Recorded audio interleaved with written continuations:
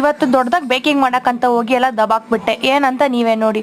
So ಇವತ್ತು ನಾನು bread ಮಾಡ್ತೀನಿ ಅಂದ್ಬಿಟ್ಟು ಇದನ್ನು ಚಪಾತಿ ಹಿಟ್ಟಲ್ಲಿ ಮಾಡ್ತೀನಿ, ಫುಲ್ ಹೆಲ್ದಿ ಇರುತ್ತೆ ಅಂತ ಅಂದ್ಕೊಂಡು ಎಲ್ಲ ಮಾಡಿ ಈ ಥರ ರೈಸ್ ಆಗಲಿ ಅಂತ ಅಂದ್ಬಿಟ್ಟು ಡೈನಿಂಗ್ ಟೇಬಲ್ ಮೇಲೆ ಈ ಥರ ಮುಚ್ಚಿಟ್ಬಿಟ್ಟಿದ್ದೆ. ಆಮೇಲೆ ಸ್ವಲ್ಪ ಟ್ಯಾಲೆಂಟ್ ಯೂಸ್ ಮಾಡಿಬಿಟ್ಟು ಇಡ್ಲಿ ಪಾತ್ರೆ ಸತ ಮುಳುಗಿಸ್ಬಿಟ್ಟಿದೆ.